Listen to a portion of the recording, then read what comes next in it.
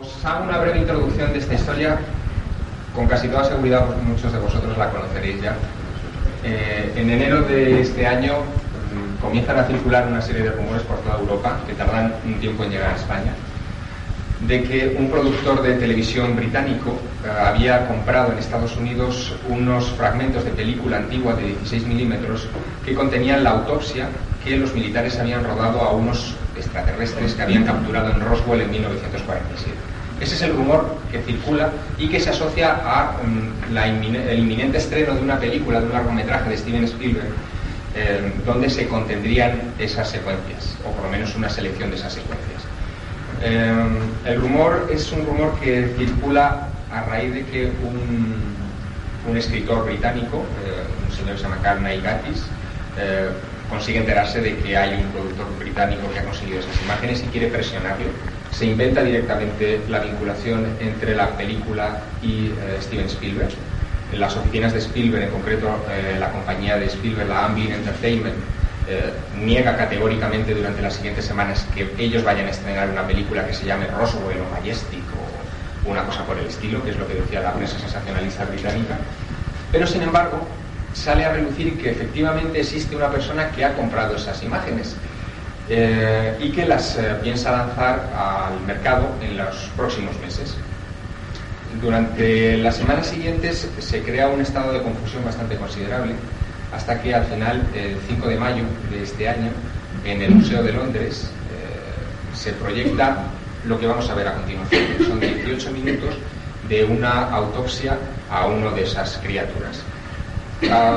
No dejan entrar cámaras de televisión ni cámaras fotográficas, no se deja entrar a ninguna persona sin haberla cacheado previamente.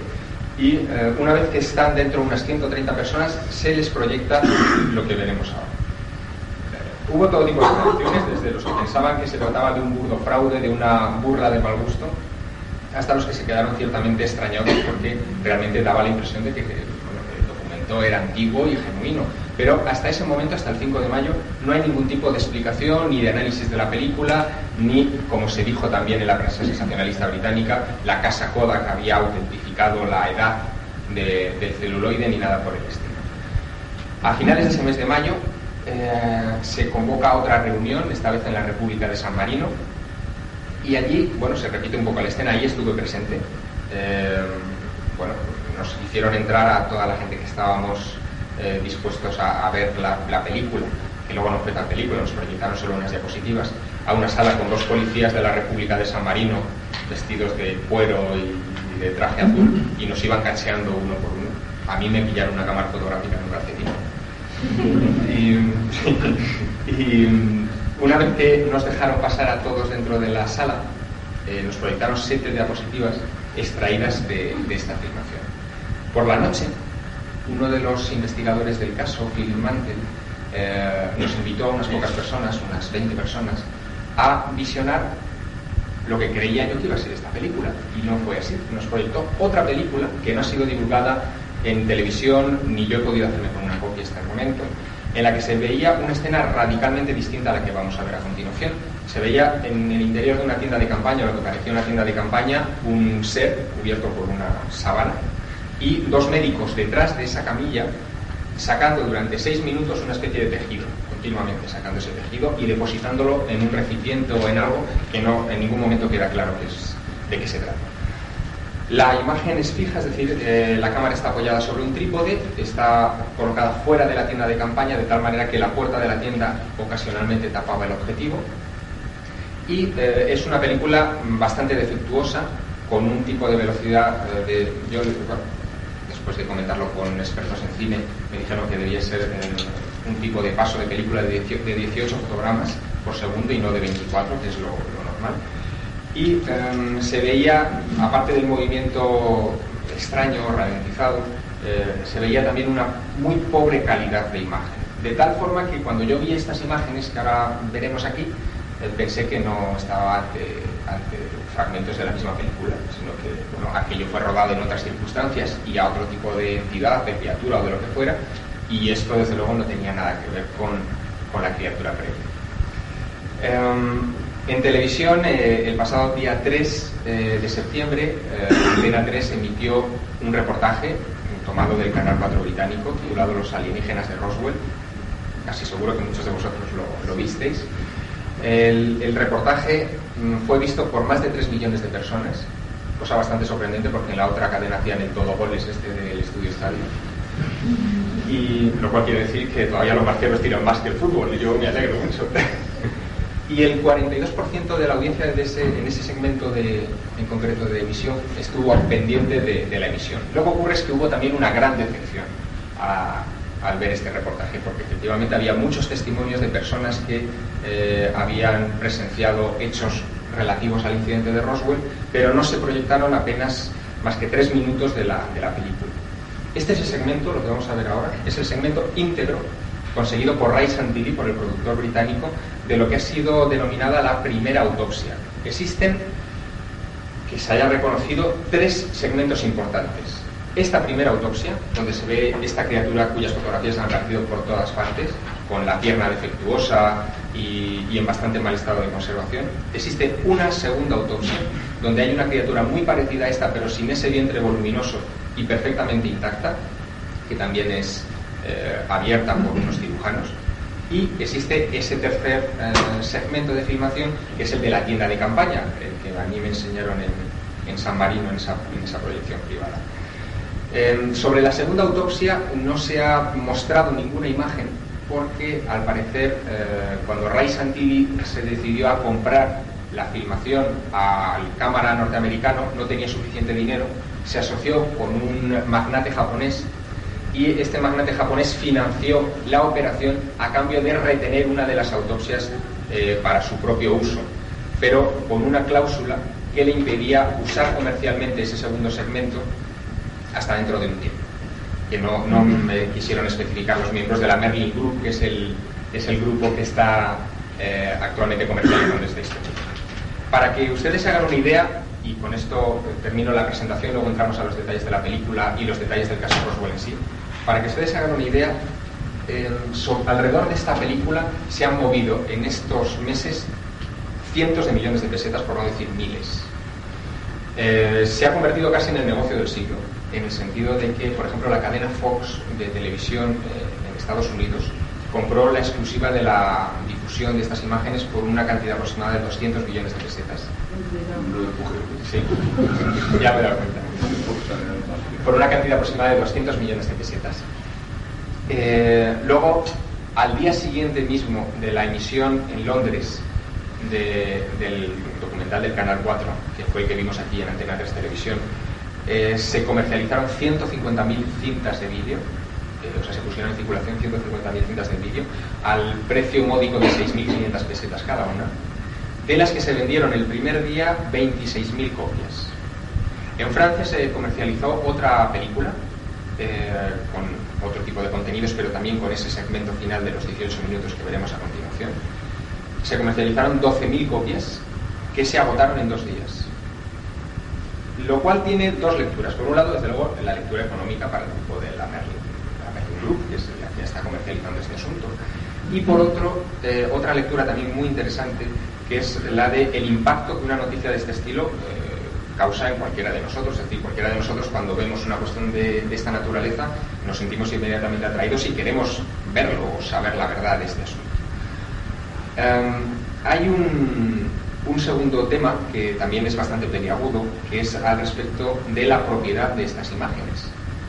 Como ustedes saben, la Merlin Group ha registrado o ha querido registrar con un copyright internacional estas películas para que nadie pudiera hacer uso de ellas o mostrarlas a nadie, al público, si no era previo pago de fuertes cantidades de dinero.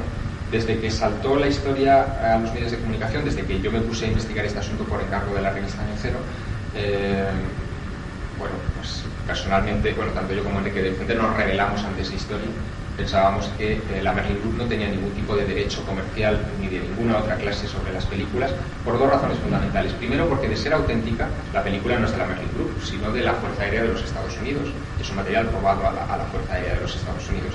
Y segundo, que de ser real, insisto, y aunque fuera un secreto militar de la Fuerza Aérea de los Estados Unidos, la importancia y las implicaciones del secreto nos obligarían a divulgarla a todo el mundo, porque tenemos derecho a conocer este tipo de historias. Hay un último detalle, ya ven que os estoy alargando, pero quiero dejarles algunas cuantas cosas claras antes de que vean la filmación.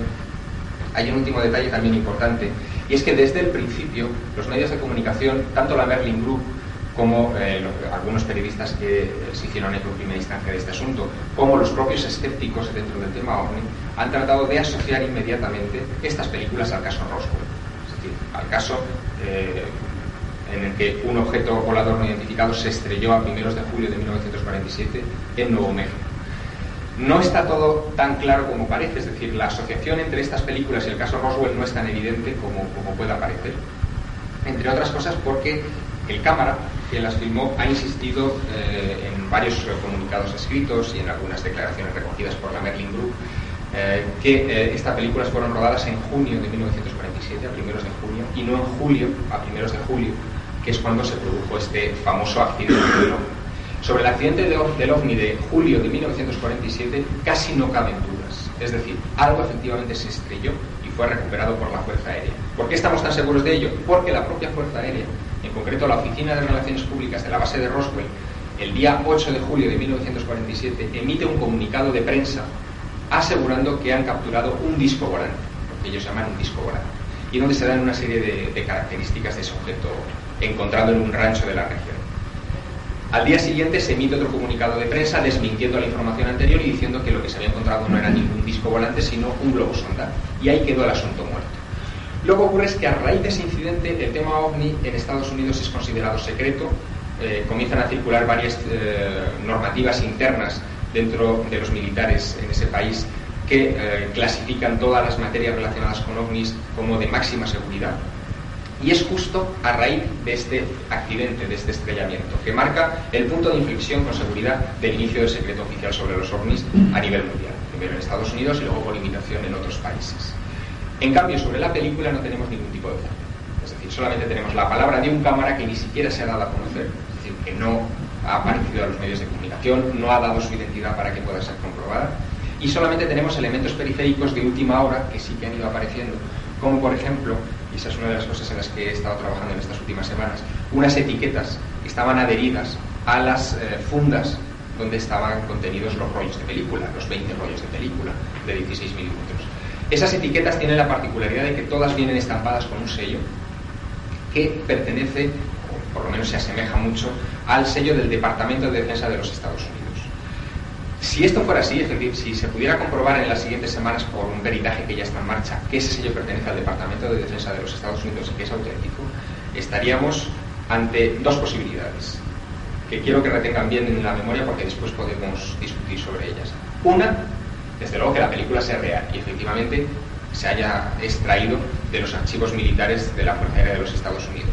Y dos, que se trate de un elaboradísimo fraude, un fraude perfecto en muchos aspectos, creado por la propia Fuerza Aérea, por diversas razones, entre otras porque ellos creando un fraude de esta naturaleza y demostrando que es un fraude al cabo de cierto tiempo, cuando ya todo el mundo se hubiera interesado por la película, lo que conseguirían sería desprestigiar el caso Roswell por esa asociación falsa que se ha creado, y se dejaría de presionar a la Fuerza Aérea de los Estados Unidos para que libere un caso que lleva 48 años encerrado. Y este es uno de los puntos, a mi juicio, claves, porque justo ha aparecido esta película en el momento en que más presión se estaba ejerciendo al gobierno de los Estados Unidos. Justo en el momento, y este es un tema interesantísimo, en el que un congresista de los Estados Unidos llamado Steven Schiff, presionando a la Fuerza Aérea, ha logrado que la Fuerza Aérea elabore por primera vez desde el año 69 un documento sobre OVNIs, en este caso sobre el caso Roswell, diciendo que era un globo sonda efectivamente lo que cayó allí, de un proyecto secreto, pero un globo sonda. Y en segundo lugar, que la Oficina General de Contaduría, que viene a ser un poco así, algo así como el Tribunal de Cuentas en este país, después de investigar en qué se gastó el dinero del contribuyente en aquella época, en el año 47, ha descubierto dos cosas importantes. Primero, que no existen archivos sobre este asunto, que alguien sin una orden precisa los quemó hace algún tiempo, algo que no se puede creer nadie, evidentemente.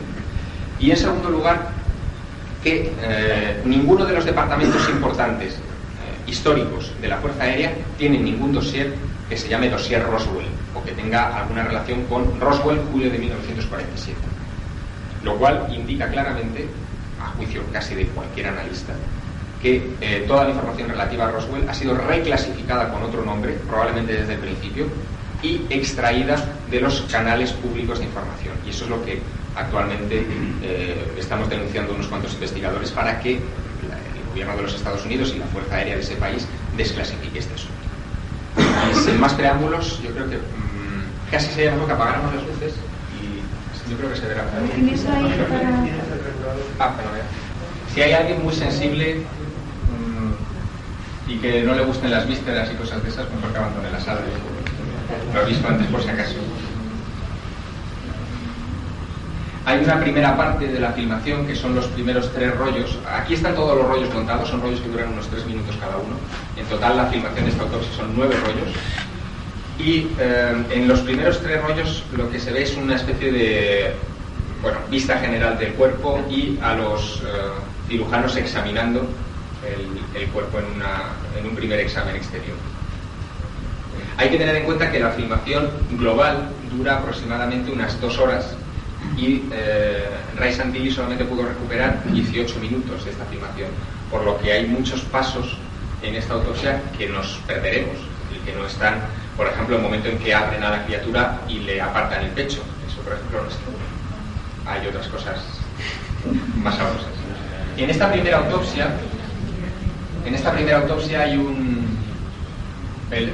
los cirujanos están enfundados en unos trajes aislantes, cosa que no ocurre en la segunda autopsia y que tampoco ocurre en el examen de la tienda de campaña, donde los médicos sorprendentemente cogen lo que sea del interior de ese cuerpo o de alguno de sus miembros con las manos desnudas y sin protección ni mascarillas de ningún tipo. Aquí no, aquí están perfectamente uniformados con una especie de traje antivírico o algo por el estilo. Este es el momento en que toman la pierna de la criatura, la pierna herida, y la flexionan.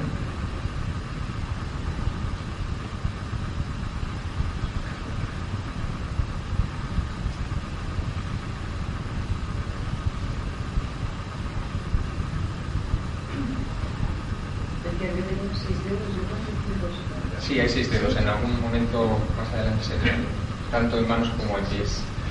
Luego ha habido todo tipo de especulaciones, desde el teléfono que ven ustedes, como la puntita del micrófono, que se ve aquí hay un micrófono. Aquí hay un cartel que pone Danger y luego dice que el tiempo límite de trabajo es de 2 horas, aunque aquí en esta copia no se aprecie bien. Hay un reloj, que es con el que se deduce que la autopsia dura 1 hora y 3/4, para ser exactos. ¿Se ve bien al fondo? Si queréis la proyectamos después otra vez para que veáis algunos detalles, si os quedan ganas, claro. Porque de momento estamos con el examen exterior.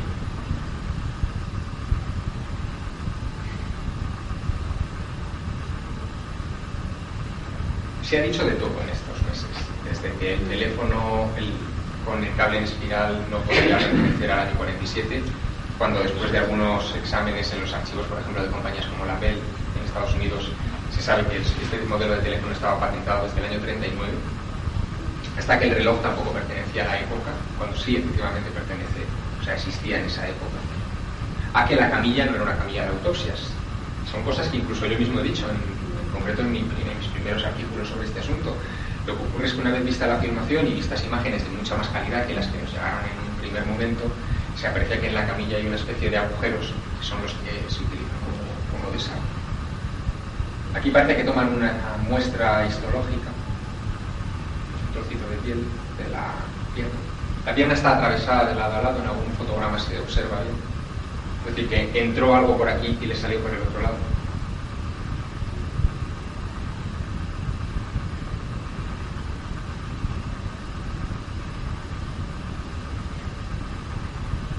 Todo esto, claro, no se dio en Antena 3 Televisión. Este tipo de secuencias en blanco pertenece generalmente a los cambios de rollo. Aquí se ven los 6. Sí. Y los 6 también aquí. De hecho, está contándolos ahí el señor, para que se vea bien.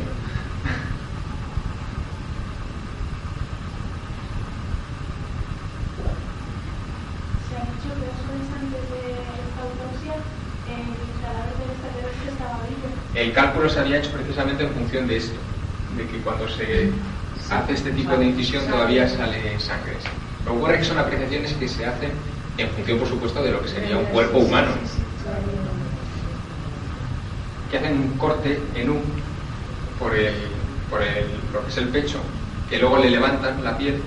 Bueno, aprenderán mucho de anatomía en esta sangre roja, ¿no? ¿Y la sangre es roja eso? No se sabe. Es oscura. Puede ser verde. Por eso, que si no se ha completado nada. No se sabe. Aquí es cuando le hacen un corte a lo largo para después abrirle el pecho. ¿Sabes si está confirmado si es una hembra la entidad o...? Hombre, lo que no tiene es miembro masculino, pero... No se aprecia. No. Aquí es el momento en que le separan la piel. Es una cosa muy curiosa esta, que lo han advertido varios forenses y varios patólogos que han visto esta filmación. Y es que a pesar del aspecto de pues casi obeso que tiene el cuerpo, cuando se aparta la piel no existen cúmulos sebáceos en la piel, no hay grasa. Aquí se ve la caja torácica, que es así en forma de escudo, y un gran órgano aquí abajo, que no se sabe lo que es. Hay muchos fragmentos de la filmación que ya verán que faltan, porque por ejemplo, en el momento en que le retiran la caja torácica no se ve. O sea, el siguiente rollo lo que se ve es ya la caja torácica retirada y los cirujanos metiendo las manos entre los órganos y cortando, haciendo una auténtica carnicería. Es decir, lo que decían los patólogos es que no existe ni orden ni concierto a la hora de realizar los cortes, ni lo que debería ser un estudio por paquetes de órganos, sino que se entra directamente en el interior del cuerpo y se corta casi al azar, o por lo menos es la impresión que se da. Aquí todavía no han empezado a cortar. La carnicería viene en unos días. De momento no reacciona. No costillas.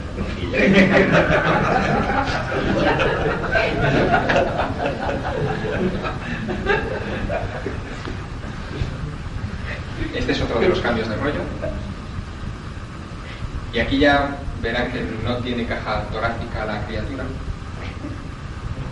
y que ya directamente se entra en el... Otra de las cosas que han irritado mucho a la hora de ver esta película es que cuando el cámara, que es bastante inepto por lo que se desprende de estas tomas, se acerca a tomar detalles de los órganos, aparecen completamente desenfocados. Es decir, que lo que debería ser una filmación para la posteridad, una filmación donde se debería apreciar con detalle los órganos, la textura de los órganos, etcétera, pues queda, ven ustedes, queda absolutamente inhabilitada con este tipo de tomas. La explicación que se da es que el cámara utilizaba un tipo de cámara que era de foco fijo y que para cambiar el foco le invertía demasiado tiempo. Además, el hombre iba enfundado en otro traje como estos, aislante, y parece que le resultaba bastante difícil operar dentro de un traje de esas características. Ahí sacan una especie de cristal o algo así, se ve en muy poquito tiempo, una especie de cristal triangular. Es el único objeto que no parece orgánico de todo lo que se extrae del cuerpo. Sí, claro. Vamos.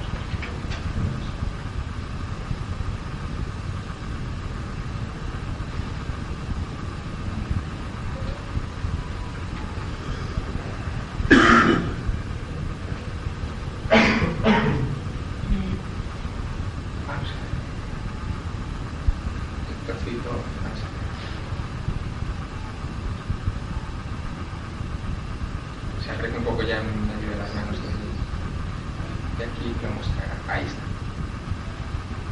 Es una especie de triángulo de punta de flecha.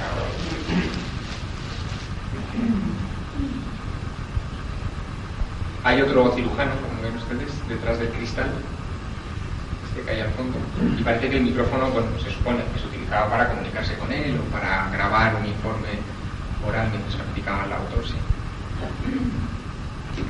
Ahí cortan lo que parece la tráquea o algo del estilo. Sobre esto se pueden imaginar que cada forense que ha visto la película ha dicho una cosa, es decir, pues que eso podía ser una arteria, que podía ser la tráquea. Ven ustedes como, bueno, ahora lo verán más en las siguientes escenas, como cortan al tuntún, simplemente están vaciando el cuerpo. O sea, la sensación realmente es la de vaciar. No, pero mira, sacan órganos. Sí, sacan órganos.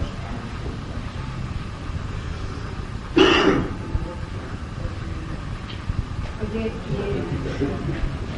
en cámara, aparte de entrar a la película, no dio ningún detalle que hubiera visto sobre eso. El cámara no ha salido, no ha dado la cara, por lo tanto tampoco nos ha dado un relato pormenorizado de lo que pasó. Bueno, pero igual que ha dicho que llevaba un traje que no podía y que todas estas cosas, pues podría haber dado otros detalles. No ha dado muy pocos detalles en una declaración escrita donde contaba estas cosas, pero... Hay una cosa rara, que echa sangre, si va por las manos de ellos cuando han salido fuera no manchan nada. Sí, por lo menos la que Sí, pero cuando saca están escribiendo ahí fuera. Bueno, pero ahí hay un detalle muy curioso también. Se ha hecho una ampliación de ese cuaderno de notas y han aparecido unos nombres escritos, en concreto un nombre que es Bronk, Dr. Bronk, aparentemente como uno de los responsables de la autopsia. Yo, desde luego, me he desgañitado para ver el Dr. Bronk, pero dice la gente de la productora Merlin, que tiene el original, que efectivamente ellos, realizando la imagen, han conseguido ver ese nombre. Y ese Dr. Bronk, después hablaremos de él porque efectivamente era un personaje histórico de la época. Aquí también hay una de las partes interesantes en la que le retiran una lentilla de los ojos y donde queda descubierto unos globos oculares muy parecidos a los nuestros, con el iris hacia arriba, de que le quitan la otra. ¿Pero es lentilla o es un tejido? Realmente no se sabe, no se puede tampoco saber con la filmación. Parece la córnea, ¿no? Es una especie de lentilla negra que cubre todo el ojo, por eso le llamamos lentilla, porque no sabemos lo que es. Aquí empieza la autopsia del cerebro. La película no la han examinado en Sí, después hablamos de todos los análisis, tanto de la película como del celuloide, los análisis químicos, etc. Aquí sigue la autopsia del cerebro, ha habido un cambio de rollo ahí. ¿Cómo creen ustedes que se abre el cerebro de una persona durante una autopsia? Con una sierra. Con un serrucho.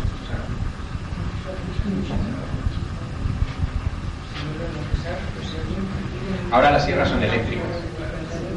Pero en aquella época eran manuales.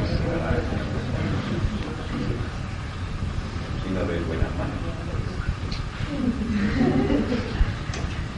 El procedimiento es similar al del cuerpo, se le retira la piel de la cabeza, ven ustedes que la están levantando, y una vez que queda al descubierto el cráneo, empieza el serruchado.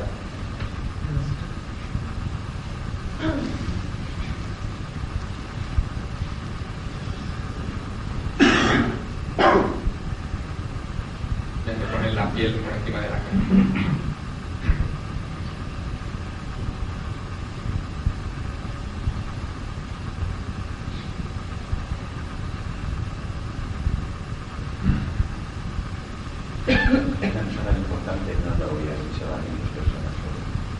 Esa es una de las cosas que se argumenta y con cierta lógica, desde luego.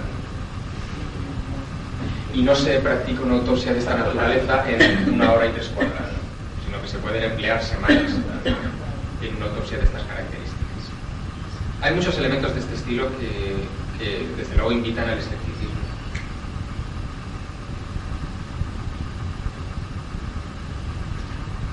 Y ha saludado a la cámara.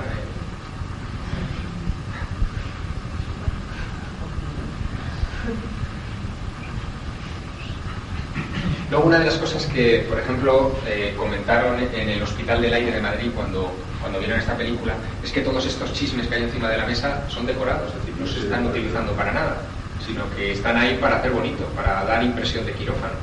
Y en una autopsia de esta naturaleza, desde luego, no se utiliza nada que sea superfluo, ni se tiene nada que sea superfluo, al menos se entiende que es lo lógico. Pronto cogerá el serrucho.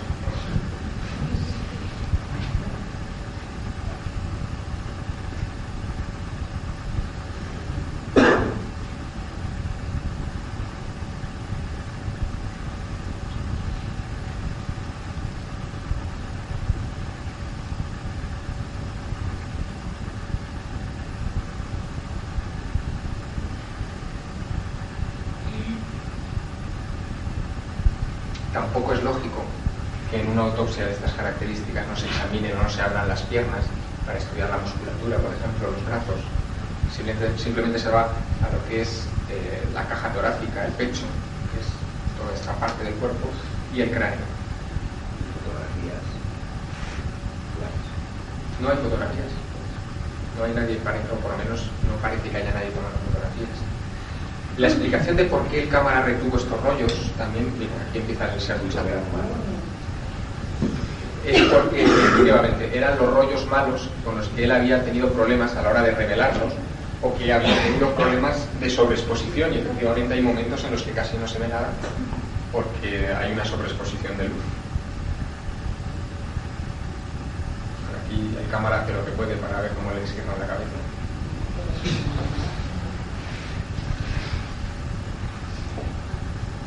Queda la extracción del cerebro.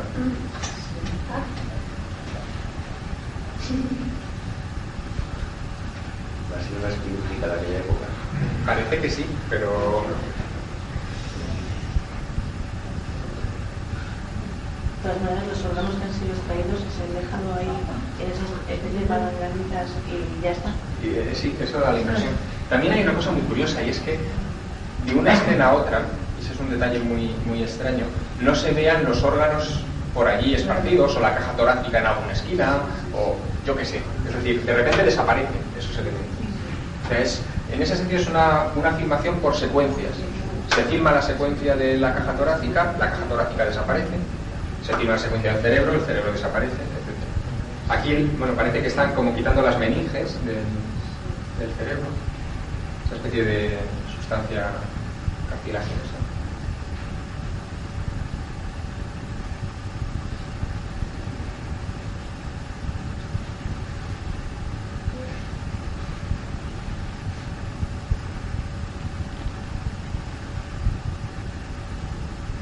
Y aquí extraen algo que es desde luego bastante pequeño para el pedazo cabeza que tiene la criatura, es decir, el cerebro realmente es pequeño.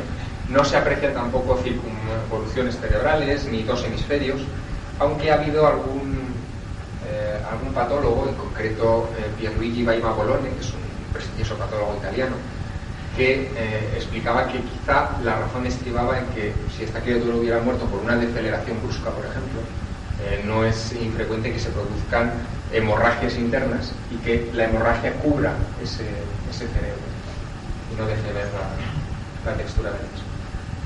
Bueno, en este momento parece que ya han vaciado la... No ha tenido una gran aceleración, pero de las órbitas para Claro. aceleraciones fuertes. Y este es un segundo fragmento que se ha añadido a este, que pertenece a los restos del OVNI, o supuestamente a los restos del OVNI, que también se vio algo en Antena 3 Televisión, pero ciertamente poquito. Se ven esa especie de paneles de mando con los 6 dedos, unos cuantos cachivaches por aquí, y esa especie de vigas. Lo de las vigas es un detalle que comentamos luego en profundidad. ¿Llevan Porque inscripciones? sí, llevan una especie de inscripciones. Llevan un drenaje. No, están partidas. O sea, hay varios fragmentos porque están partidos.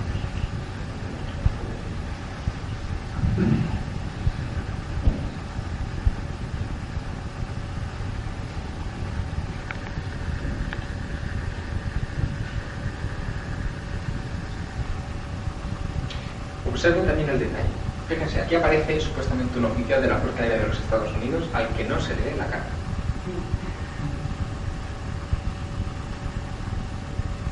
Esto ha imposibilitado la identificación de personas de esta película. Incluso en la película en la que están a cara descubierta, la película de los 6 minutos de la autopsia en la tienda de campaña, es lo suficientemente defectuosa la película como para que los rasgos de la cara sean inidentificables. Aquí ya son tomas de detalle de esas películas.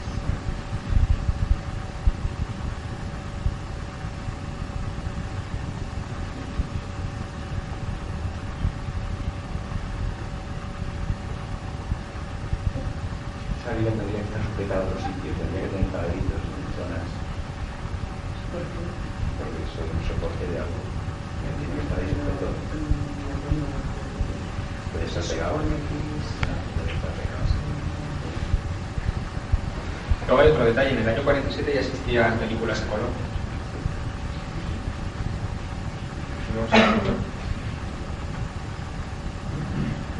Luego hablamos del tipo de películas y esto que también es muy interesante.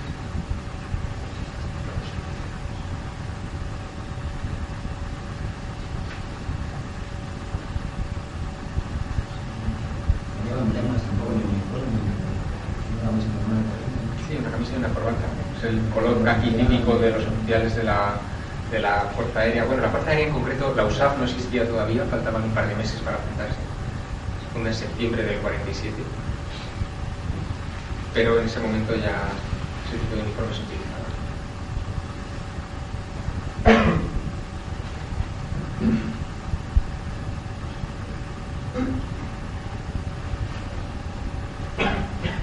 ¿La etiqueta esa que ponía? ¿Qué es eso? No, se ve que era una especie de número de serie o algo por el estilo.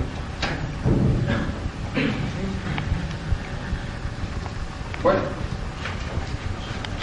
Esto es la película, todo lo que hay. Eso es todo lo que hay. O por lo menos todo lo que hasta ahora Que no den más. se ha dado. Claro. Hay algunos detalles que han quedado pendientes que les voy a comentar muy rápidamente. En concreto el tema de las vigas, que ha sido el último que ha salido. Ese es un detalle curioso, porque los testigos originales del caso Roswell, no de esta película, yo quiero que distingan bien las dos cosas. Los testigos del caso Roswell de julio del 47, en concreto dos. Uno, el mayor Jesse Marcel, que fue la primera persona que acudió al lugar de los restos y recuperó los fragmentos del ovni en el rancho McBrazel, y otro, su hijo, Jesse Marcel Jr., hablan de vigas con inscripciones. Lo que ocurre que esas vigas con inscripciones de las que hablaron ellos y que se publicaron algunas referencias en la prensa de la época son vigas pequeñitas, es decir, son vigas aproximadamente de 4 centímetros de alto, y los fragmentos que recuerda Jesse Marcel Jr., es decir, el hijo, tienen aproximadamente unos 20 centímetros de largo. No se parecen en nada, sobre todo en el tamaño, a lo que aparece aquí, que son unas vigas mucho más compactas, más gruesas, con un ala mucho más grande que las viguitas pequeñitas que había visto Jesse Marcel, el mayor Jesse Marcel y su hijo. Hay otro detalle interesante que es el tema de los análisis que hablábamos de la película. En concreto hay dos clases de análisis. Por un lado, los análisis químicos que se han hecho al celuloide, y a ese respecto hay uno muy interesante de Bob Sell. Bob Sell es director de una revista de fotografía estadounidense. Además trabaja como asesor fotográfico en este tipo de análisis precisamente para las cortes, para los tribunales en Washington y para el FBI. Y este hombre, analizando el soporte de la película, ha llegado a la conclusión de que la película es una Super XX, un modelo que se fabricaba en los años 40 y finales de los 40 y primeros de los 50 en Estados Unidos, que por el tipo de huella química de la base, es decir, del acetato, es una película que pertenece al año 47, y además por la inscripción que lleva una inscripción de la casa Kodak que la sitúa o en el año 27 o en el 47 o en el 67, y por la clase de película es indudablemente del 47, y que fue revelada antes del 49, porque dice Bob Sell que una película como esa, la Super XX, que se utilizaba para filmar en interiores con poca luz y con condiciones bastante pobres, si no se revelaba en un periodo de tiempo breve, es decir, en un periodo de no más de 2 años, se perdía por completo lo que se había grabado sobre ella. Eso nos puso a los que investigamos en este tema en una situación bastante difícil, porque si bien había incoherencias internas en la película, que el soporte de la película fuera efectivamente de la época, nos ponía en una situación bastante complicada. Ahora bien, ¿qué dicen, por ejemplo, los expertos en efectos especiales que preguntabas antes? Los expertos en efectos especiales se han quedado bastante sorprendidos por una cosa, porque dicen que no existen, salvo en un pequeño fotograma de esta filmación, no existen tomas en las que se vean costuras. Es decir, si se hubiera creado un muñeco de plástico, un molde o algo por el estilo, se verían costuras, aunque fuera debajo de los brazos o algo por el estilo. Sin embargo, esas costuras no aparecen, lo cual implica un gran trabajo y desde luego una gran profesionalidad a la hora de realizar el fraude, si es que es un fraude. Puede ser otro tipo de material, como muñecos modernos, no iba ningún tipo de... No, lo que se decía también es que se podían haber utilizado 2 muñecos distintos, es decir, un muñeco que fuera el muñeco con el pecho cerrado, es decir, el muñeco del examen exterior, y un muñeco con el pecho abierto. Y esa sería la razón por la que no existiría esa filmación intermedia en la que se le extraería la caja torácica a la criatura y bueno, en la que se le vería cómo se abriría, etc. Ciertamente puede ser. De cualquier forma hay una cosa que es evidente: si se trata de un fraude, es un fraude muy bien montado, porque incluso la numeración de las etiquetas de los rollos no es correlativa, es decir, efectivamente hay rollos que secuencialmente se entiende que contienen esa información que no tenemos. En ese sentido está muy bien preparado. Si además los análisis químicos no mienten, incluso la casa Kodak no ha desautorizado a Boxell en absoluto, sino que ha dicho que efectivamente se trata de un profesional de reconocido prestigio, aunque la casa Kodak no ha analizado esa película porque la casa Kodak exige aproximadamente $500,000 de pesetas antes de mover un dedo a la hora de analizar esto. Bueno, si los análisis químicos determinan que efectivamente la película es auténtica, es decir, pertenece a la época, la única fórmula que se me ocurre, pero que yo no soy un experto en cosas fotográficas, pero la única fórmula que se me ocurre es que se haya fabricado el acetato, es decir, el celuloide, el soporte, con esas características del año 47.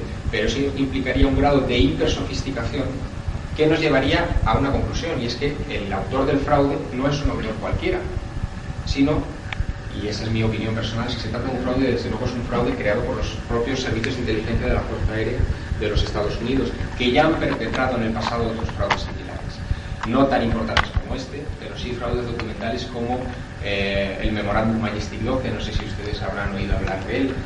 El Memorándum Majestic 12 es un documento de 8 folios, redactado el 18 de noviembre de 1952, y se trata de un memorándum interno que se redacta para el presidente Eisenhower, en ese momento acababa de ser elegido, en el que se le informa de la existencia de un comité ultra secreto formado por 12 personas, científicos y militares de alto nivel y renombre en Estados Unidos en aquella época, que estaban investigando desde septiembre del 47 los restos de un ovni que se había estrellado en Roswell, Nuevo México.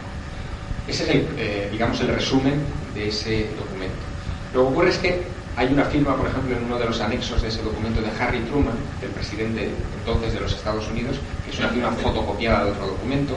El tipo de máquina de escribir con el que está elaborado ese documento Majestic 12 es una máquina de escribir del año 62, una Smith Corona del año 62. Por supuesto, una máquina del 62 no redacta un documento del año 58, es imposible, del año 52, perdón. Y hay una serie de elementos internos dentro de ese documento que hacen pensar que se trata efectivamente de un fraude. Estos documentos aparecen en el año 87. En el año 89, 2 años después, un investigador que había trabajado con el caso Roswell y que de hecho fue uno de los máximos responsables en resucitar este caso y jugó ese papel intoxicador y desinformador, introduciendo documentos falsos como Majestic 12.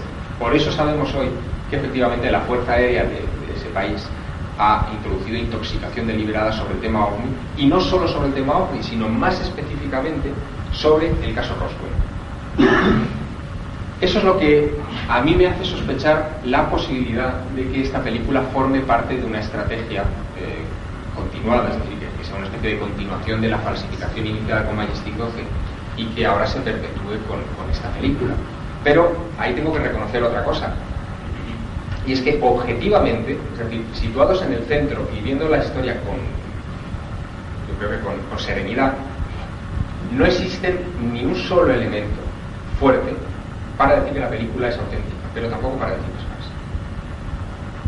Ese es el punto exacto de la polémica en este momento. Todo lo que se ha vertido en medios de comunicación en estos meses, a favor y en contra, es fruto más bien de la opinión que no de la investigación. Investigaciones hay muy pocas realizadas sobre la película. Investigación de Boxell, los comentarios, pero que son opinión, de los analistas de efectos especiales, los comentarios, que son opinión, de los patólogos, que desde luego, eso es evidente, todos los patólogos que han examinado esta película indican que la autopsia es una salvajada, es decir, no se puede hacer una autopsia en tan poco tiempo, no se puede hacer una autopsia cortando órganos como si tal cosa, pero también hay que tener en cuenta una situación, y es que nosotros poseemos 18 minutos de 1 hora y 3/4, que es lo que dura en concreto toda la filmación, y tampoco sabemos si el cuerpo se desechó o si después se continuó, o si ya se había vaciado otro cuerpo antes o se había practicado otra autopsia antes, y esto simplemente era un análisis en el que se recogieran los órganos y se fueran colocando aparte, por ejemplo, para estudiar la función de los órganos por separado. Es decir, ese tipo de cosas no las sabemos. Nos falta el contexto de esta película. Y eso es lo que nos impide, desde luego, determinar su autenticidad o su falsedad. Y ese es el punto, irritante. Yo entiendo que es irritante, pero ese es el punto en el que realmente se encuentra esta situación. Mis sospechas, desde luego, a medida que van pasando las semanas, tienden hacia una, digamos, maniobra de intoxicación. Pero son mis sospechas. No son más que también opiniones, no son evidencias. Cualquier cosa que deseen ustedes preguntar, si quieren ver la película otra vez. Sí, ¿no parece un poco ridículo que se supone que los artefactos tecnologías extraterrestres, pues que rozan la perfección, ¿no? Y tienen que recorrer decenas o cientos o miles de años luz para llegar a nuestra galaxia, a nuestro planeta, lleguen aquí y se estrellen? Es extraño, y es más extraño todavía que se estrellen en Nuevo México, en un estado donde se estaban haciendo en aquella época todo tipo de pruebas militares secretas, desde los ensayos con las V2 alemanas que habían sido capturadas a los nazis durante la Segunda Guerra Mundial, a otro tipo de prototipos de aviones secretos. Realmente es extraño. Lo que es cierto también, y es una de las cosas que a mí personalmente me hace reflexionar sobre esta situación, es que por los comentarios de las personas que han visto la segunda autopsia, yo no la he visto, esa segunda autopsia que les hablaba del ser más como este pero intacto, la estructura de los dos seres es prácticamente idéntica entre sí. Es decir, es como si fueran clones, como si fueran seres creados genéticamente, artificialmente. Eso nos sitúa en otro punto, de aceptarlo como verídico, en otro punto complejo dentro del tema OVNI. Y es que no nos estaríamos enfrentando a la inteligencia probablemente que creó los OVNIs, sino a alguien creado por una inteligencia. Es decir, alguien creó a esos seres clónicos, que no es precisamente el que iba dentro del OVNI se estrelló. Es un inventario para ser unas inteligencias tan privilegiadas, ¿no? Sí. En caso de que sean clones. Sí, claro, pero nosotros también mandamos monos al espacio, perros al espacio, y a lo mejor estos que decían, bueno, vamos a meter a 2 de estos en un platillo volante y vamos a estamparlos contra la Tierra, a ver qué pasa.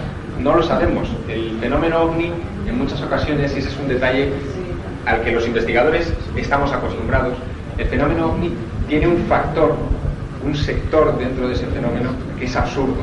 Es decir, hay cosas que no se explican, ¿no? Y puedo poner ejemplos clásicos, por ejemplo, los célebres relatos de abducción, en los que se introduce a un señor dentro de un platillo volante. Pues de repente a un señor, para subirlo de un piso a otro del platillo volante, le hacen subir por unas escaleras de piscina. Ejemplo. Hay detalles, es decir, de la coherencia de la historia es evidente, pero hay ese tipo de detalles. Gente fiable, porque si hay tantas cosas. No, hay gente fiable que ha visto este tipo de cosas, pero que no dejan de resultar absurdas. O por ejemplo, pilotos militares que han estado persiguiendo ovnis y que te cuentan cosas tan absurdas, entre comillas, como que el ovni parece que se adelanta en millonésimas de segundo a sus propias maniobras, a la hora de evadirles o de dirigirles. Es decir, se adelanta no a una orden mecánica que el piloto ha dado al aparato y que podría ser detectada de alguna manera, sino a su orden cerebral. Es decir, antes de que él la ejecute, el ovni está haciendo lo propio para seguir persiguiéndolo, por ejemplo. Ese tipo de detalles son los que nos ponen en jaque muchas veces a los investigadores. Javier, el tema de una posible herencia genética que también se habla de... Sí, también se ha hablado de eso. De por ejemplo, un hombre o una mujer con progeria. El síndrome de Turner se ha hablado mucho. El síndrome de Turner es una aberración genética en el que una persona pierde uno de los cromosomas sexuales, su desarrollo es femenino generalmente, y tiene el vientre en forma el pecho en forma de escudo.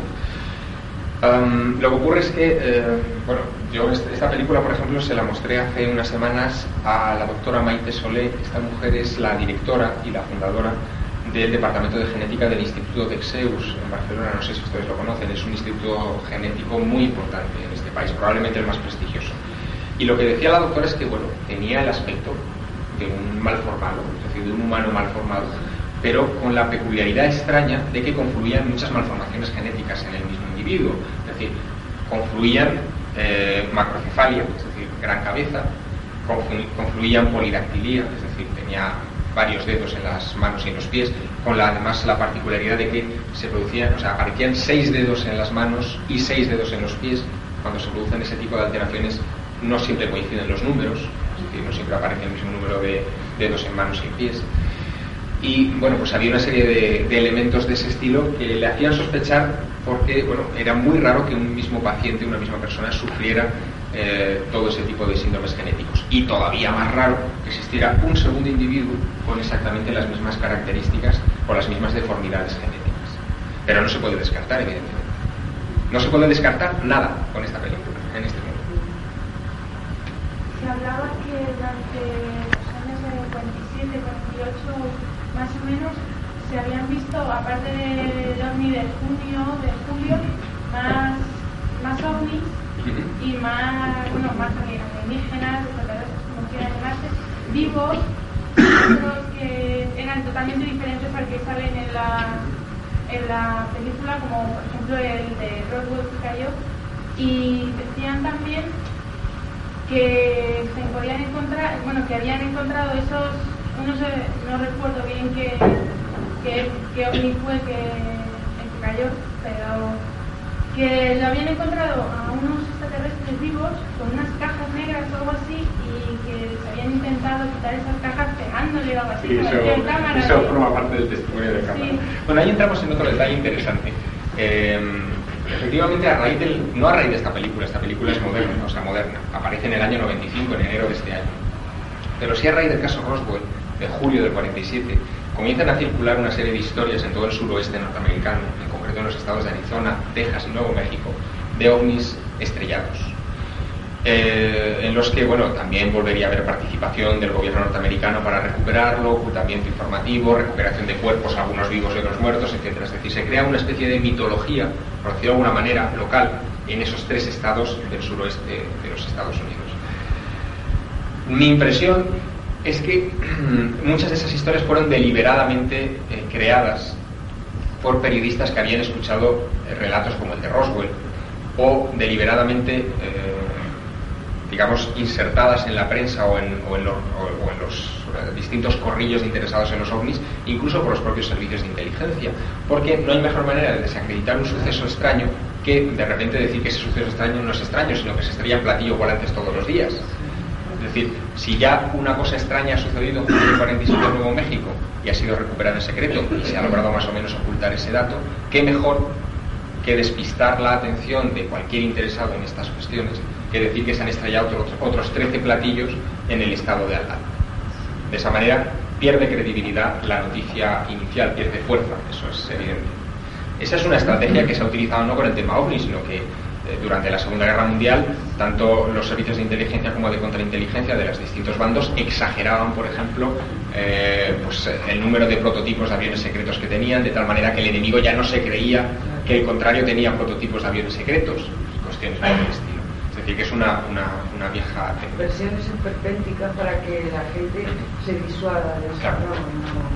Y de hecho, si esta película se demuestra que es un fraude, sería otra cuestión de similar naturaleza. Es decir, la opinión pública, es decir, los que no están muy interesados en estas cuestiones, asumirían inmediatamente que esta película pertenece al caso Roswell, porque así se ha vendido en los medios de comunicación, y pensaría que al ser falsa la película y demostrarse falsa la película, es falso también el caso Roswell. Y esa es una asociación que es, yo creo, lo que se ha pretendido o lo que se pretende con esta historia. Sí, pero hay una contradicción, porque si se descubre una manipulación tan refinada para desprestigiar algo, yo creo que ese efecto es el contrario. Debería serlo, pero fíjate, hay una situación muy curiosa. Esta es una situación nueva. Hace unas semanas la redacción de una revista británica, se llama Fortean Times, la redacción del equipo que redactó el documental del Canal 4 que emitió Antena 3 Televisión, y la redacción de la Universal News, que es una compañía de noticias, una agencia de prensa, recibieron 3 fotografías, cada uno de ellos Polaroid, de este marciano, de alguna manera, a color, donde había unos señores maquillando antes de rodarlo. Claro, además venía con una tarjeta muy graciosa que decía con los saludos de Morgana Productions, Reino Unido 1995. Alucinante. ¿Qué es lo que se ha hecho con esas fotografías? Se cogió esas fotografías, se sometieron a un programa de ordenador para comprobar que las dimensiones de la cabeza, que es lo único que aparece en esas fotos, corresponden a las del muñeco, o sea, a las del extraterrestre, si la separación de los ojos era la misma, si las sombras era la misma, etcétera. Y se descubrió que se trata de otro tipo de creación, de otro tipo de muñeco creado por alguien, pues para gastar una broma o lo que fuera, con la peculiaridad también graciosa de que el grupo de Ray Santilli que ha comercializado estas imágenes es el grupo Merlin, el mago Merlín, y el otro grupo es el grupo Morgana. O sea, hay una serie de elementos de ese estilo que ya inducen bastante a la sospecha. ¿Qué quiere decir esto? Es decir, lo que quiere decir es ni más ni menos que cuando aparezca alguien diciendo yo filmé el marciano de Roswell, tiene que demostrarlo. O sea, no basta, y efectivamente ahí tienes tú toda la razón, no basta con decir yo filmé esto en este estudio, sino, vamos a ver, ¿cómo has conseguido que la película tenga una edad del año 47? ¿Cómo has conseguido ese tipo de material? ¿Quién te ha apoyado financieramente para construir esa filmación que cuesta mucho dinero, etcétera, etcétera? Surgieron una serie de preguntas. Eso es lo que me hace pensar que de haber un instigador o alguien que haya creado el fraude, no creo que vaya a salir. No, pero nunca podría haber sido la Fuerza Aérea, porque entonces... No, la Fuerza Aérea directamente nunca, pero hay muchas maneras de la Fuerza Aérea tiene, o sea, los servicios de inteligencia de la Fuerza Aérea, la Oficina de Investigaciones Especiales, tiene muchas conexiones con organismos civiles. Contratado con por supuesto. Pero eso no es difícil, quiero decirte, la CIA tiene acciones en Walt Disney. No, esas cosas no tienen que extrañarnos, y de hecho, bueno, y no estoy diciendo una barbaridad, porque la CIA tiene acciones en Walt Disney. Hay un detalle muy curioso, en el año 53, es un detalle histórico, en el año 53 se convoca una reunión de expertos de la Fuerza Aérea y de expertos militares para ver qué se hace con el tema OVNI. A esa reunión se llama Panel Robertson, es un panel auspiciado por la CIA. El Panel Robertson decide que la gente está demasiado preocupada por los ovnis, que se puede utilizar el tema ovni como arma psicológica por parte de los rusos, se puede crear una especie de histeria colectiva, etcétera, etcétera, y que por lo tanto hay que conseguir que la gente deje de creer en los ovnis. ¿Cómo tiene que dejar la gente de creer en los ovnis? Orquestando toda una campaña de desprestigio.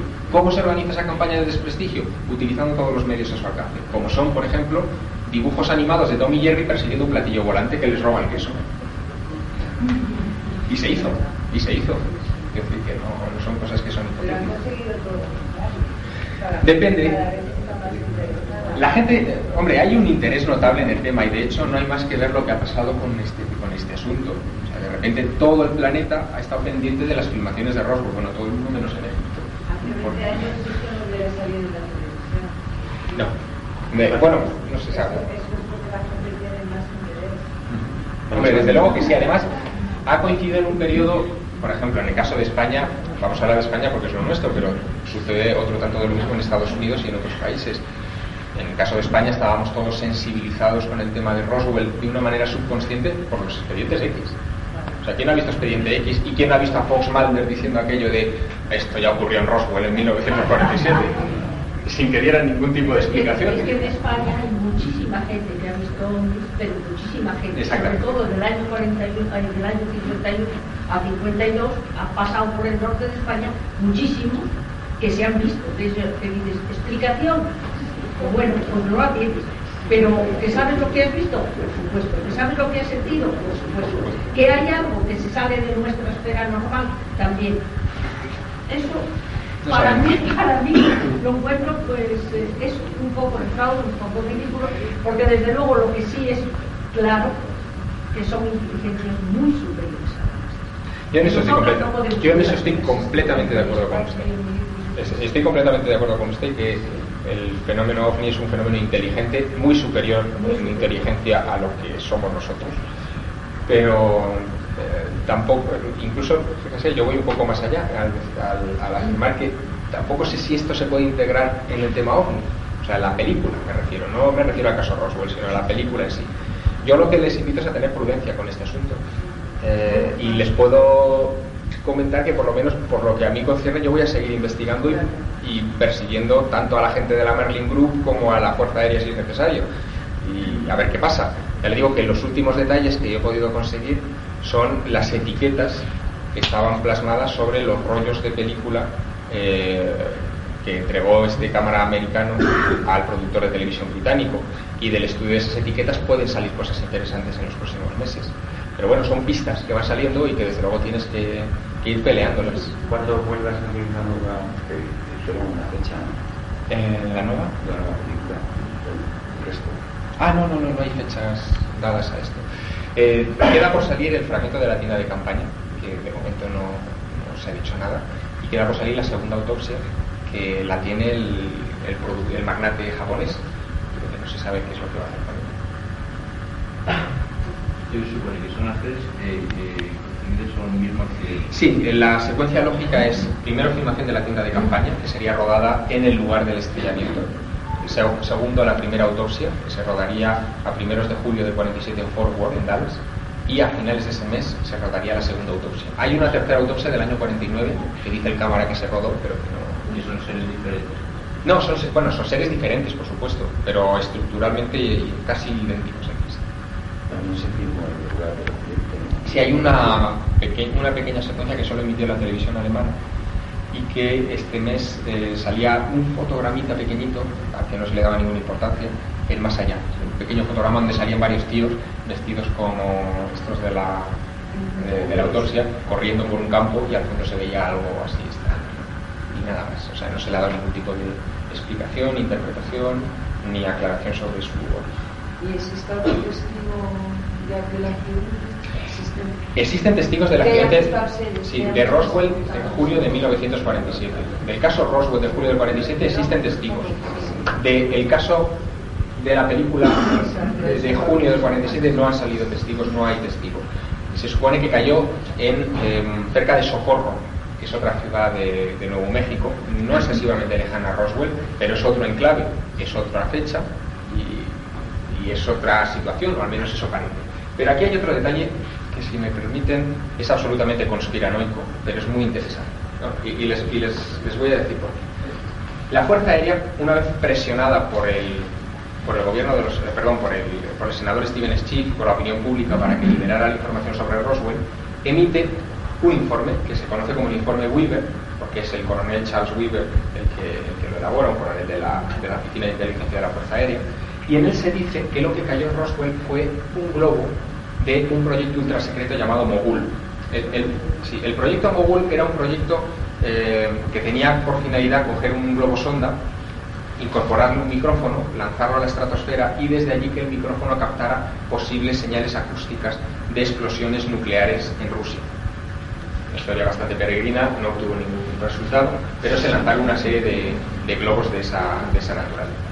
Pues bien, la Fuerza Aérea dice que el globo que causó el accidente de Roswell, el famoso accidente de Roswell de julio, fue el globo Mogul número 4, que fue lanzado desde Álamo Gordo, desde una base militar no muy lejos de Roswell, el 4 de junio de 1947, y fue recuperada por el ranchero McBrazel, o sea, por el que se supone que él lanzó toda la noticia, el 17 de junio de 1947. El 14 de junio de 1947, 10 días después.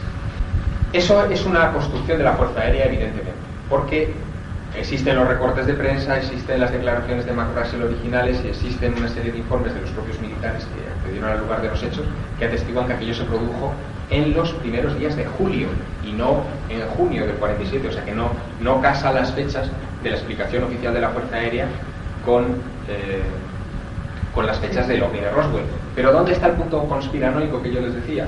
El punto conspiranoico está en lo siguiente, en que se ha insistido hasta la saciedad, y yo creo que es un elemento más de confusión a la opinión pública, de que la película pertenece a los primeros días de junio del 47, es decir, exactamente a la misma fecha que la Fuerza Aérea aplica para el proyecto Mogul, lo cual no deja de ser curiosísimo.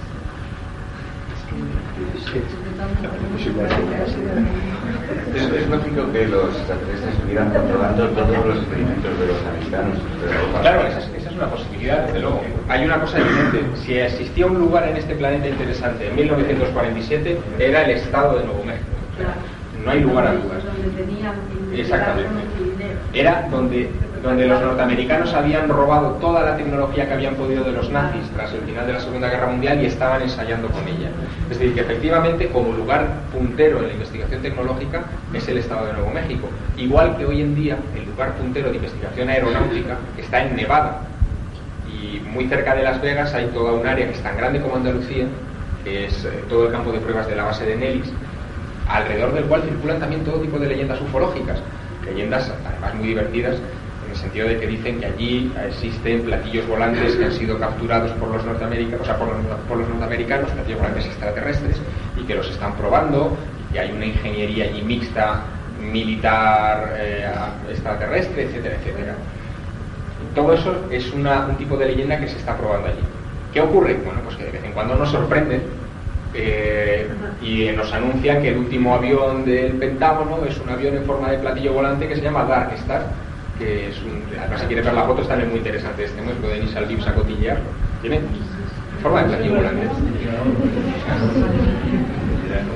Hombre, les digo que se vayan al Vips a cotillear, muy interesante, y que compren Año Cero.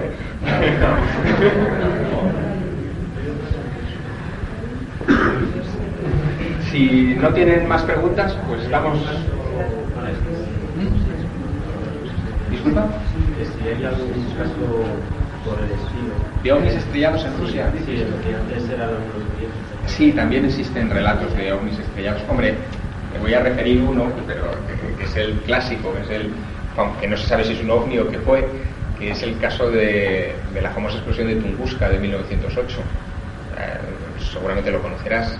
Pues todavía hoy se sigue sin saber qué es lo que estalló sobre Tunguska, y sobre todo el último análisis que salió hace 10 años sobre este asunto decía que calculando el rumbo de colisión de este objeto se había colocado encima de la estepa siberiana y que después había ascendido, o sea, había hecho una especie de efecto rebote.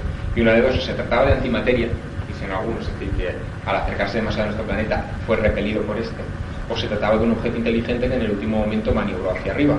Misterio. No se encontró nunca en el lugar de la explosión ningún resto de meteorito, ningún pedazo de metal o material fundido que pudiera aclarar la naturaleza de aquel objeto, nada, solamente la devastación enorme que se produjo en aquella época y que arrasó con centenares de hectáreas de terreno, de pino y bajo matorral, que quedaron completamente desoladas. Desaparecieron además algunos poblados, descarriló el ferrocarril transiberiano, se podía leer el periódico en Londres a las 12 de la noche por la nube de polvo que había levantado aquella explosión, etc. O sea, se produjeron muchos efectos de esa naturaleza. ¿Cuál es la prueba física más real que existe de existencia? ¿Sobre el tema OVNI? ¿Física te refieres? Sí. Hombre, física a nuestro alcance, por lo menos al alcance de los investigadores. No, evidentemente. Física al alcance de los investigadores, digo a nuestro alcance, no al alcance de gobiernos o cosas por el estilo.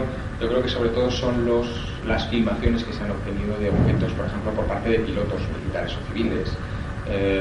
Es decir, este tipo de material fílmico consistente o las detecciones en radar, por ejemplo, los informes de radar, que nos indican que algo sólido está volando en nuestros cielos y que se comporta de una manera que no se comporta otro tipo de vehículos terrestres. Muchas veces es al contrario, ¿no?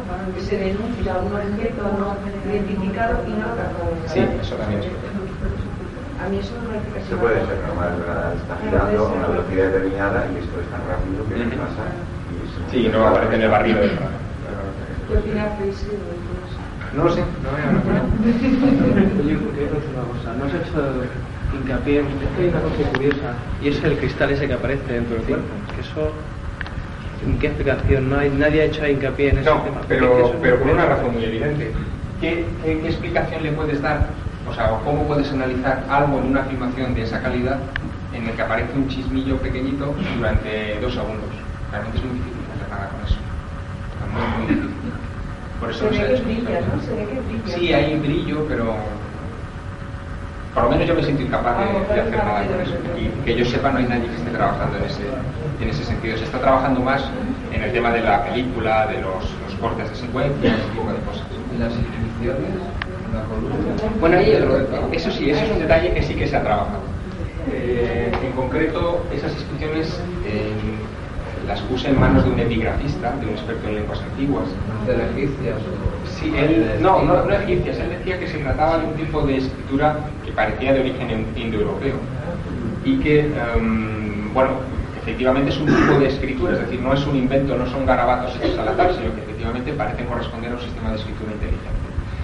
Lo que incide una vez más en que, una de dos, o se trata de un fraude muy elaborado donde se han cuidado hasta ese tipo de detalles que son insignificantes en principio, o se trata de algo auténtico.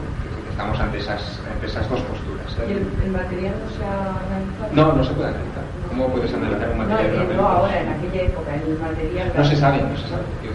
No existe ni un solo documento oficial desclasificado que haga alusión a esta película.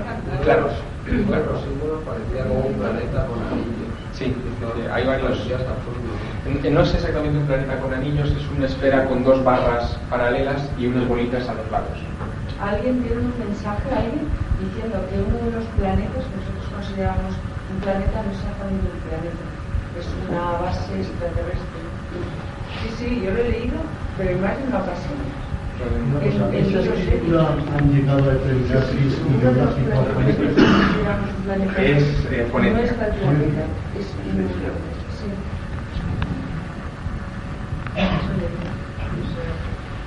Pues esto es lo que hay.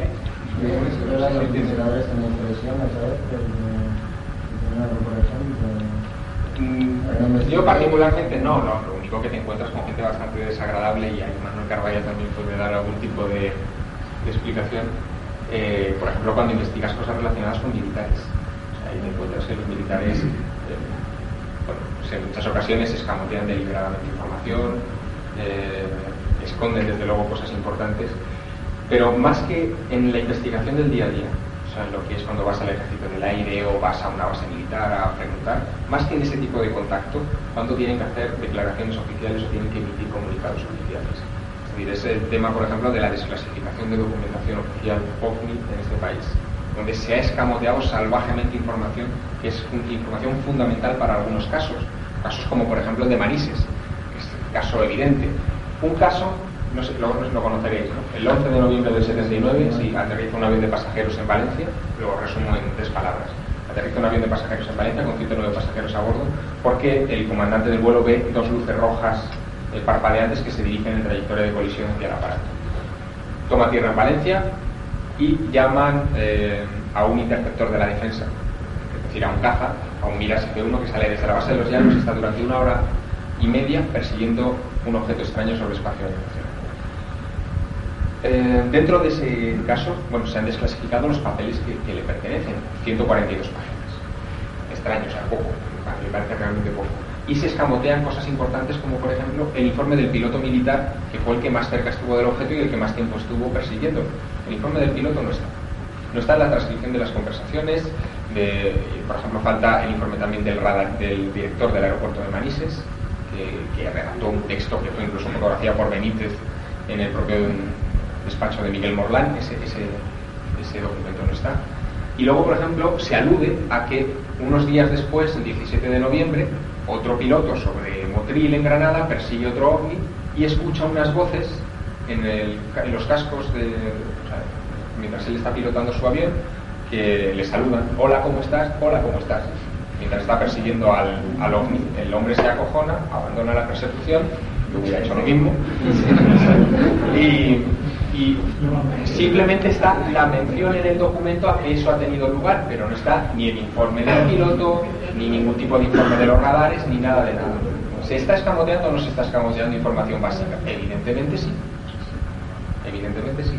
Pero bueno, esos son los principales problemas, ¿no? Y es cierto que a algunos astronautas se les ha desprestigiado mentalmente porque han tenido... No, muchos astronautas han bajado tocados de lado. Ah, sí, es cierto. Es que yo he leído como que se les desprestigiaba porque sabían mucho. No, lo que pasa es que ha habido astronautas que han tenido encuentros con ovnis y luego se han dedicado a otro tipo de labores peregrinas entre comillas, ¿no? O sea, pues desde institutos relacionados con la conciencia humana, cosas por el estilo. Es decir, de repente para ellos fue una experiencia traumática el haber salido al espacio, se dieron cuenta de que nuestro planeta era poquita cosa, y entonces se dedicaron a crear este tipo de asociaciones, organizaciones, etc. Algo perfectamente comprensible. Y muchos de ellos, desde luego, tuvieron encuentros con objetos muy identificados en sus trayectorias. ¿Tienes pensado ir a Roswell ahora con los agricultores? Estuve en Roswell ya, hablando con algunos de los testigos. Con la hija de Bombero, con Frankie Rowe no he hablado, pero sí que me gustaría. es posible que vuelva. Además ahora hay una gran expectación. Bueno, Roswell, y esto sirve si queréis como anécdota para el final de la conferencia, Roswell ahora es un hervidero sobre el tema. Yo tengo amigos en Roswell que me mandan los periódicos de prensa del Roswell Daily Record, que todavía sigue saliendo, y este tipo de cosas, y de repente descubres cosas entretenidas como que, por ejemplo, existen ya 2 museos en Roswell sobre el ovni estrellado que puedes comprar. Bueno, yo ya compré, no me la he traído hoy, había pensado en traérmela, pero tengo una camiseta roja muy bonita que pone Roswell, ciudad del accidente ovni. Entonces aparece un marciano dentro de un platillo volante y detrás pone existió una ocultación gubernamental. Entonces esas camisetas, por ejemplo, las venden en Roswell, venden gorras, venden chapas, venden tazas para el desayuno. Eso es normal. Los americanos hacen ese tipo de cosas. Entonces en Roswell ahora se vive esa especie de hervidero. Han visto que el tema del ovni es un tema que atrae gente a ese pueblo donde no hay nada que ver. O sea, les juro que no hay nada que ver en Roswell, está en medio del desierto y es la ciudad más aburrida del planeta. O sea, no hay nada que ver. Pero a raíz